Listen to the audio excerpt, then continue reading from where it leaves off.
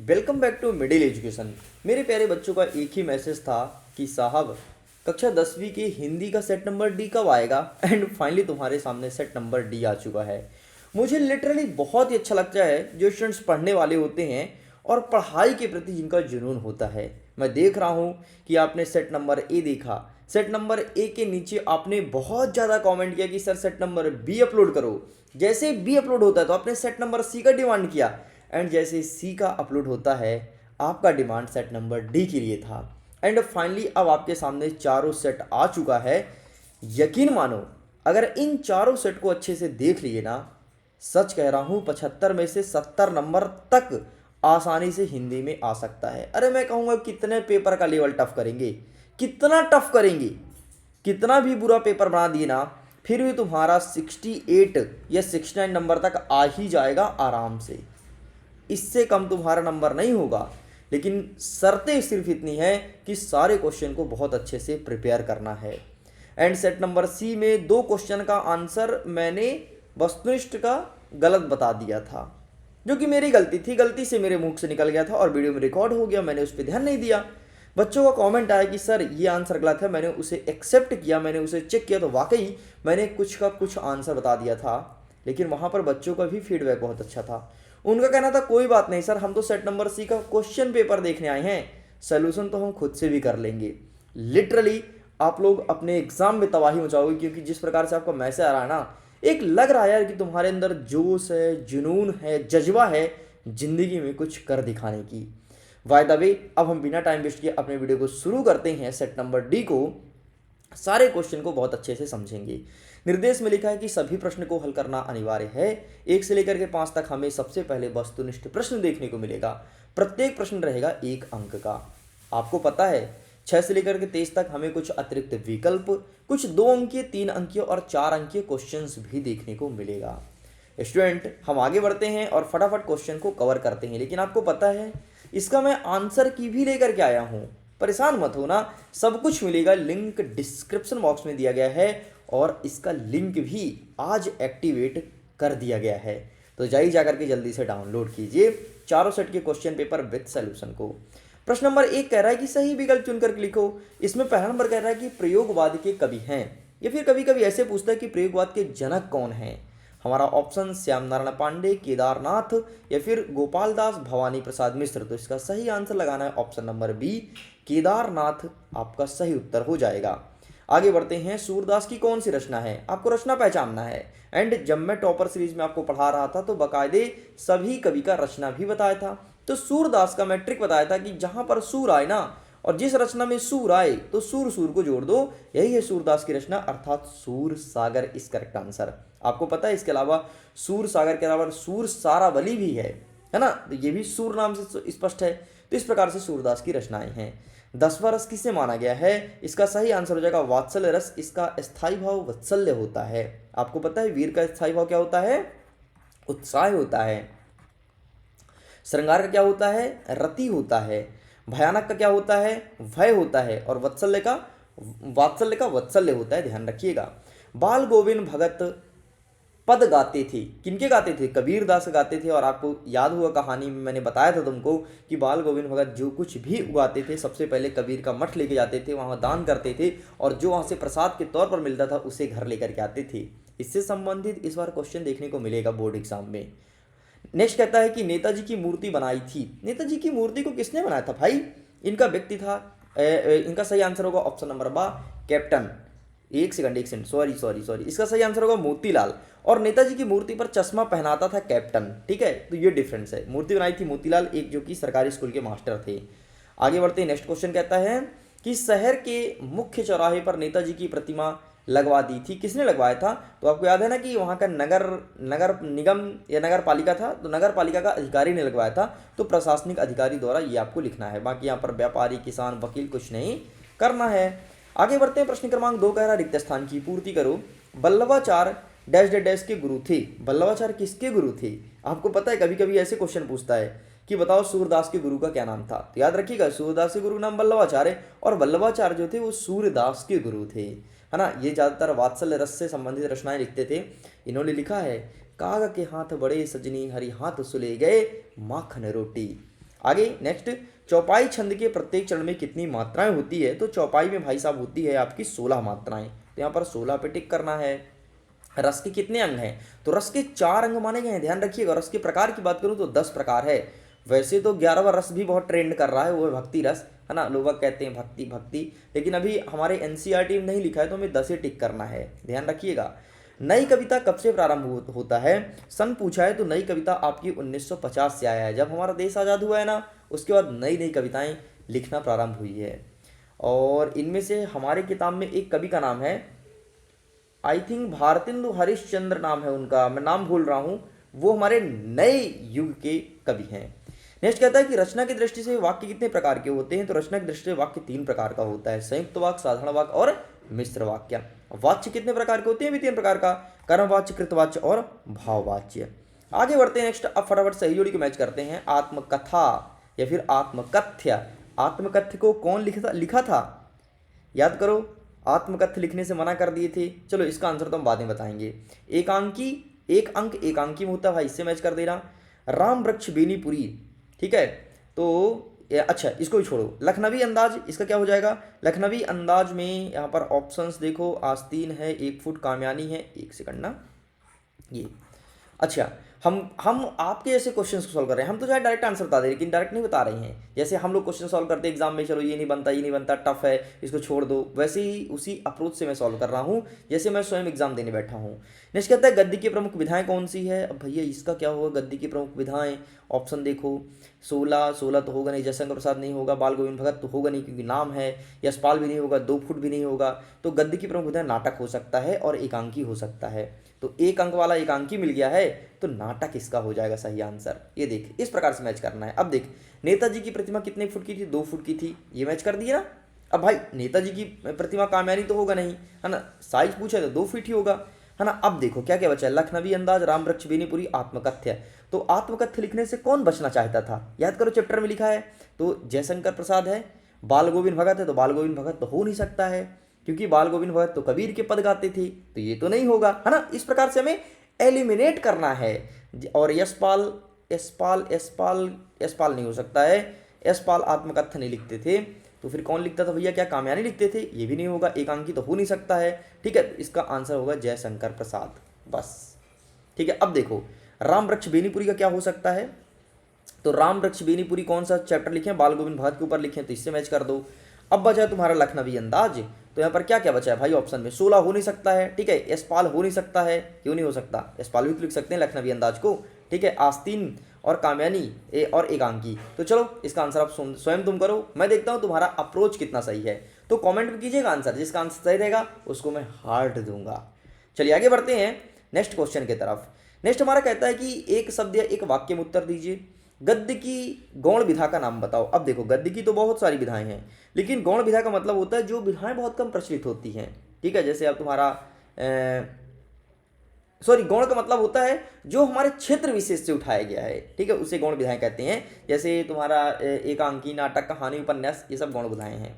Next कहता है कि विनय पत्रिका की रचना किस भाषा में हुई है? वाह, क्या प्रश्न पूछा यार, किसने की है ये नहीं पूछा है। तो अगर ये तुम्हें पता है ना किसने की है, तो किस भाषा में की है ये तुम्हें पता चल जाएगा।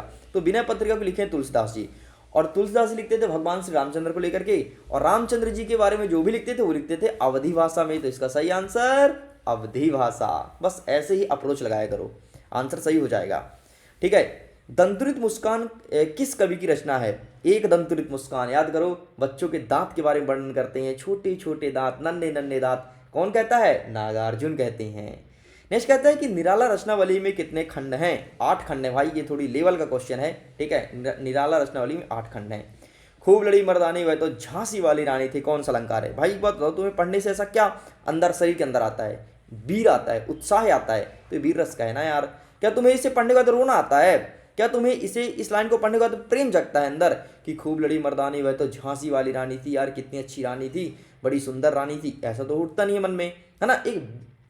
एक तुम्हारे अंदर जोश आता है, तो ये वीर रस का उदाहरण है। एक अनार 100 बीमार, अनार एक है लेकिन बीमार हो गए 100, है ना। 100 पड़े हैं, 100 खटिया में, बोलते हैं हमें अनार दे दो भैया। तो एक अनार 100 बीमार का मतलब होता है वस्तु एक है लेकिन उसे चाहने वाले या उसे मांगने वाले बहुत सारे हैं, ठीक तुम्हारी तरह जैसे तुम कितने डिमांडिंग हो अपने स्कूल में ना, सब बुलाते हैं तुम्हारे नाम से, अरे भाई धरा भाई धरा, भाई तो अपने एटीट्यूड में है। नेक्स्ट कहता है 5वां नंबर की सत्यासत्य पहचानो। ठीक है भाई, आओ देखते हैं। मृदंग क्या एक तरह का वाद्य यंत्र है? बिल्कुल सही बात है। मूरत मधुर मनोहर देखी में यमक अलंकार है, ये बात बिल्कुल गलत है, झूठ बोल रहा है मेरे से। नाटक के 6 तत्व माने गए हैं, ये बात बिल्कुल सही है। दोहा एक सम्मात्रिक छंद है, ये बात बिल्कुल सही है, लॉक कर दो। उत्साह कविता के कवि क्या जयशंकर प्रसाद जी हैं? बिल्कुल सही है।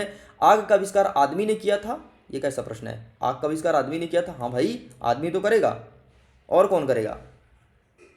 गजब क्वेश्चन पूछा यार, है ना। तो ऐसे ऐसे क्वेश्चन हमें एग्जाम में देखने को मिलेगा। ठीक है, नेक्स्ट कहता है कि रीतिकाल को श्रृंगार काल क्यों कहा जाता है? अब हम सारे 2 अंकी क्वेश्चन को कवर करेंगे और स्पीड में कवर करेंगे। ठीक है, अथवा में कहता है कि प्रयोगवाद के 2 कवि का नाम और उनकी एक एक रचनाएं लिखो। तो आइए दिखाते हैं भाई, पहले इसका आंसर देख लो। अच्छा, ये आंसर गलत है ना, यहाँ पर कैप्टन लिखा है, जबकि मोतीलाल होगा। मास्टर साहब थे स्कूल के, ड्राइंग मास्टर साहब, उन्होंने बताया था। बाकी सबका आंसर लिखा है भाई, चीटिंग मत करिए, ईमानदारी से आंसर देखिए। बाकी वस्तुनिष्ठ का जो आंसर बताया हूँ ना, वही आंसर आपका सही है 100%। ये देखो यहाँ पर भी असत्य लिखा है, ये टाइपिंग मिस्टेक हो जाता है यार। ठीक है, बाकी कोई नहीं। चलो, हाँ, रीतिकाल को श्रृंगार काल क्यों कहा जाता है? सिंपल सा यार, इस टाइम पे जितनी भी रचनाएं हुई है श्रृंगार प्रधान रचना हुई है, आसान भाषा में, इसलिए इसे श्रृंगार रीतिकाल को श्रृंगार काल कहा जाता है। एमपी बोर्ड का फेवरेट क्वेश्चन 2024 का पेपर उठा लो ना भाई। मिडिल एजुकेशन के एप्लीकेशन में ऑलरेडी सारे प्रीवियस ईयर के पेपर विथ सोल्यूशन डाला हुआ है, और टोटल फ्री में, 1 रुपये नहीं चार्ज करता हूँ। और बहुत सारे चैनल हैं जो प्रीवियस ईयर क्वेश्चन पेपर का सोल्यूशन देने के लिए पैसा लेते हैं बच्चों से। मिडिल एजुकेशन टोटल फ्री में दे रहा है ना। कहते हैं मैं तुम्हें पिछले 4 साल का पेपर का सोल्यूशन दूंगा, तुम हमें पैसे दो, है ना। भाई मैं तो फ्री में दे रहा हूँ, तो डाउनलोड कर लो। मिडिल एजुकेशन के एप्लीकेशन में है, एप्लीकेशन मिलेगा प्ले स्टोर में, डाउनलोड करो, लॉगिन करो, पूरा प्रोसीजर करो, और जाकर के प्रीवियस ईयर क्वेश्चन पेपर जहाँ पे लिखा होगा क्लिक करना और डाउनलोड कर लो फटाफट। चलो आगे बढ़ते हैं। तो ये रहा इसका आंसर। ठीक है, नेक्स्ट क्वेश्चन क्या कहता है कि अथवा में प्रयोगवाद के 2 कवि का नाम बताओ। तो प्रयोगवाद मतलब जिन्होंने प्रयोग कर देखा है, वो एक अज्ञेय हैं और दूसरा है केदारनाथ अग्रवाल जी, इन्होंने जिंदगी में प्रयोग करके देखा है। नेक्स्ट कहता है सूरदास और तुलसीदास की काव्यगत विशेषताएं बतानी है निम्न बिंदु के आधार पर, जैसे 2 रचना और भाव पक्ष। ठीक है, एक रचना के लिए मिलेगा आधा नंबर, एक रचना और लिखोगे तो मिलेगा आधा नंबर, मतलब आधा आधा बराबर 1, और भाव पक्ष लिखने पर मिलेगा 1 नंबर। इस प्रकार से आपका 2 नंबर होता है कंप्लीट। तो ये देख लो सूरदास जी के बारे में, सूर सागर और सूर सारावली, बाकी यहाँ पर भाव पक्ष भी लिख दिया हूँ। आगे बढ़ते हैं। गोपियों द्वारा उद्धव को भगवान कहने में क्या व्यंग्य निहित है? और अथवा में कहता है कि कविता का शीर्षक उत्साह क्यों रखा गया है? तो ये रहा भाई साहब इसका answer, take a screenshot, and अथवा वाला भी आंसर तुम्हारे सामने मेंशन कर दिया हूँ। चलिए आगे बढ़ते हैं नेक्स्ट क्वेश्चन की तरफ। नेक्स्ट हमारा कह रहा है कि कविता में बादल किन किन अर्थों की ओर संकेत करता है? और अथवा में कह रहा है कि कवि के अनुसार फसल क्या है? हाँ भाई, फसल क्या है? तो ये रहा, बादल क्रांति लाता है, परिवर्तन लाता है, आशा और शक्ति का प्रतीक है। और कवि के अनुसार फसल क्या है? फसल केवल अनाज नहीं है, बल्कि परिश्रम, त्याग और आशा का परिणाम है। अरे वो तुम्हारी स्कूल की आशा नहीं भाई। ठीक है, आगे बढ़ते हैं। नेक्स्ट, महाकाव्य और खंड काव्य में अंतर बताइए। और अथवा में कहता है कि अनियोक्ति अलंकार को परिभाषा उदाहरण सहित लिखना है। एंड ये रहा तुम्हारे सामने महाकाव्य और खंड काव्य में अंतर, एंड ये रहा अनियुक्ति अलंकार। ठीक है, तो इसका भी आप स्क्रीनशॉट ले सकते हैं, एंड यहाँ पर एग्जाम्पल मेंशन है। आगे बढ़ते हैं। नेक्स्ट क्वेश्चन कहता है कि वात्सल्य रस किसे कहते हैं? उदाहरण सहित लिखिए। और अथवा में कह रहा है कि चौपाई छंद की परिभाषा उदाहरण सहित दीजिए। ये रहा तुम्हारे सामने वात्सल्य रस, लेकिन ये डेफिनेशन मत लिखना। ठीक है, इससे अच्छा डेफिनेशन मैं तुम्हें टॉपर सीरीज में बताया था। क्या था डेफिनेशन? एक सेकंड पहले मैं इसे कट कर देता हूँ ताकि कोई बच्चा इसे लिख ना पाए भाई, है ना। कट कर दो, और यहाँ कट कर दिया मतलब तुम्हें PDF नहीं मिलेगा। अब देखो वात्सल्य रस क्या होता है। सहृदय के हृदय में स्थित वत्सल्य नामक स्थायी भाव, जब विभव अनुभव संचारी भाव संयोग होता है, वहाँ पर वात्सल्य रस कहलाता है। और इसका एग्जाम्पल दे देता हूँ। धूर भरे अतिश्याम जितै शिवनी सुर सुंदर चोटी, कागा के हाथ बड़े सजनी, हरि हाथ सुले गए माखन रोटी। इसे लिखते हैं सूरदास जी, याद रखिएगा। अभी तो बाय द वे हमारे सिलेबस हटा दिया गया, जब हम लोग पढ़ाई करते थे ना तो हिंदी में ये चैप्टर बकायदे था, और हमारे एग्जाम में यही वाला क्वेश्चन आता था कि चलो इसका संदर्भ प्रसंग और भावार्थ लिखो, है ना। तो अभी तो हट गया है। खैर चलो, चौपाई के बारे में पूछा है, तो ये रहा तुम्हारे सामने चौपाई। चौपाई में 16 मात्राएं होती हैं, उसे चौपाई कहते हैं। रामचरितमानस की कोई भी चौपाई लिख दो, है ना, कोई भी रामचरितमानस लिख दो भाई, कोई भी लिख दो। तो वैसे तुम्हारे चैप्टर में है रामचरितमानस का, है ना, तो वहाँ से तुम उठा के इसे लिख सकते हो। आगे बढ़ते हैं। स्वयं प्रकाश और रामवृक्ष बेनीपुरी की साहित्यिक परिचय, 2 रचना, भाषा शैली। आइए दिखाते हैं। स्वयं प्रकाश, तो इन्होंने स्वयं पर प्रकाश डाला है यहाँ पर। तो रामवृक्ष बेनीपुरी के ऊपर है, स्वयं प्रकाश को छूट गया जी, कोई बात नहीं। ठीक है, तो वृक्ष बेनीपुरी के ऊपर देख लो।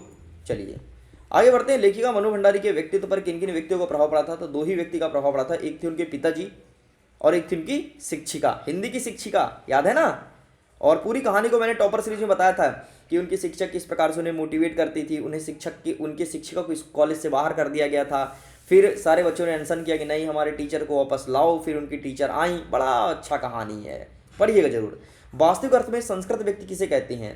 तो संस्कृत व्यक्ति क्या है? जो खोजी गई चीजें हैं उसका सही से पालन कर रहा है, वही संस्कृत व्यक्ति है। जैसे तुम्हारे हाथ में मोबाइल फोन है, अब तुम मोबाइल फोन में रील्स ना देख करके बल्कि तुम पढ़ाई का कंटेंट ढूंढो, तुम एक संस्कृत व्यक्ति कहलाओगे, है ना। तो ये रहा तुम्हारे सामने आंसर, टेक आ स्क्रीनशॉट। आगे बढ़ते हैं। सभ्यता और संस्कृत में क्या अर्थ है? और अर्थवम कह रहा है कि गद्य की 4 विधाओं का नाम लिखो। आइए फटाफट थोड़ी स्पीड में देख लेते हैं, ठीक है। ये रहा तुम्हारे सामने संस्कृत और सभ्यता में अंतर और गद्य की 4 विधाएं। निबंध, कहानी, उपन्यास, नाटक, ठीक है। ये रहा। कहानी किसे कहते हैं? 2 कहानीकार का नाम लिखना है। और अथवा कहता है कि आत्मकथा और जीवनी में अंतर लिखो। ध्यान रखिएगा, जितने भी कहानीकार हैं ना वो उपन्यास जरूर लिखते हैं। अरे मुंशी प्रेमचंद्र जी बैठे हैं भाई, ये देख लो नाम भी लिखा है, जयशंकर प्रसाद जी बैठे हैं। और ये आत्मकथा और जीवनी में अंतर, तो आप इसका भी स्क्रीनशॉट ले लीजिए।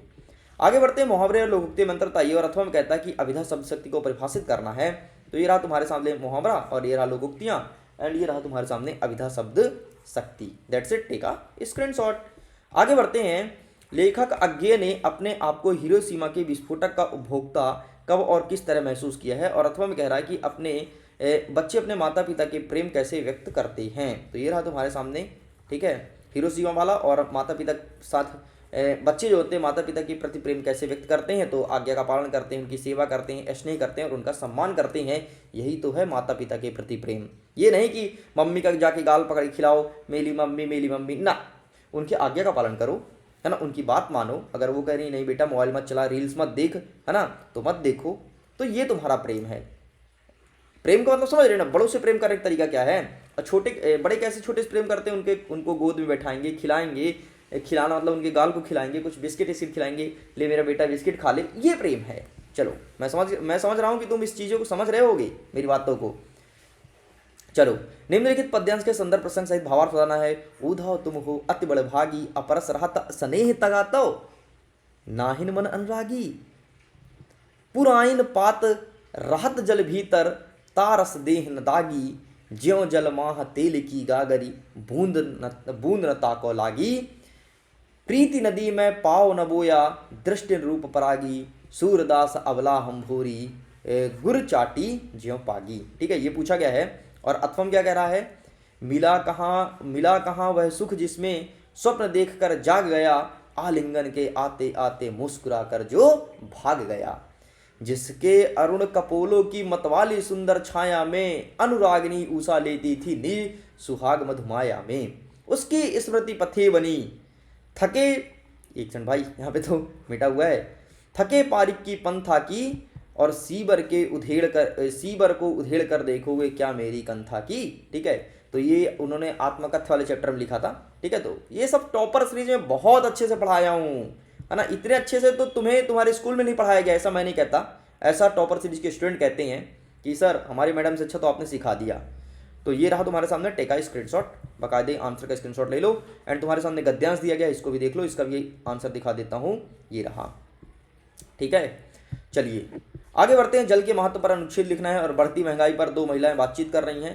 तो आइए, कहाँ गया भाई? ये रहा तुम्हारे सामने जीप वाला, ठीक है, गद्यांश वाला। एंड ये दूसरा गद्यांश रहा तुम्हारे सामने, टेक आ स्क्रीनशॉट। जल के महत्व पर एक अनुच्छेद लिखिए और इस संवाद छोटा सा लिख कर लाया हूँ। ठीक है, बड़ा क्यूट सा संवाद है। नेक्स्ट कहता है कि गद्यांश और काव्यांश को पढ़ करके उत्तर देना है। क्या कहता है कि गद्यांश का उपयुक्त शीर्षक क्या है? तो मानव है, मानव मानव मानव। नेक्स्ट कहता है कि यथार्थ मनुष्य किसे कहते हैं? तो इसका आंसर ढूंढो ना, और ढूंढते हैं। ये देख लो भैया, इसे कहते हैं यथार्थ मनुष्य। ठीक है, तो ये हो गया दूसरे का आंसर। नेक्स्ट कहता है कि गद्यांश का सारांश किसे कहते हैं? तो इसको सारांश अपने शब्दों में लिख देना, बाकी मैं दिखा देता हूँ। ये रहा तुम्हारे सामने, टेक आ स्क्रीनशॉट। तो खींच मेरी फोटो, ठीक है, तो इस प्रकार से इसका फोटो खींच लो। अथवा में क्या कहता है? एक क्वेश्चन दिया गया है, इसका आंसर भी देख लो फटाफट। ये रहा काव्यांश का। ठीक है, चलिए आगे बढ़ते हैं। नेक्स्ट कहता है लाउड स्पीकर के ऊपर तुम्हें कलेक्टर साहब को पत्र लिखना है। और ये बोर्ड एग्जाम में बहुत पूछता है भाई, एमपी बोर्ड का फेवरेट क्वेश्चन है। अथवा कहता है कि बड़े भाई की शादी हो रही तो अपने मित्र को बुलाओ कि आओ भैया शादी में कुछ खा पी के जाओ। ठीक है, एंड 23वां नंबर क्या कह रहा है कि निबंध लिखना है, और निबंध तो मैं कहूँगा खेल के ऊपर याद कर लो, बस बाकी कुछ याद नहीं करना है। आइए दिखा देता हूँ 22 नंबर का आंसर, ये रहा तुम्हारे सामने। लाउड स्पीकर पे फोटो खींच लो भाई, ठीक है, एंड लाउड स्पीकर के बाद अथवा वाला खींच लो। इस प्रकार से पूरा पूरा होता है कंप्लीट स्टूडेंट। मैं उम्मीद करता हूँ ये वीडियो काफ़ी पसंद आया होगा। वीडियो पसंद आया तो वीडियो को लाइक करिए, अपने मित्रों तक शेयर जरूर कीजिएगा। पहली बार आए हो और मेरे पढ़ाने का तरीका अप्रोच सही लगा तो चैनल को सब्सक्राइब करके रखना। वार्षिक परीक्षा की बड़ी तैयारी कराई जाएगी, और जल्द ही हाइब्रिड सैंपल पेपर लॉन्च होने वाला है। इसी जनवरी माह में हाइब्रिड लॉन्च हो जाएगा आपके वार्षिक परीक्षा के लिए। मैं वीडियो एंड करता हूँ। Thanks for watching. खुश रहिए, पढ़ते रहिए, मुस्कुराते रहिए। Bye bye.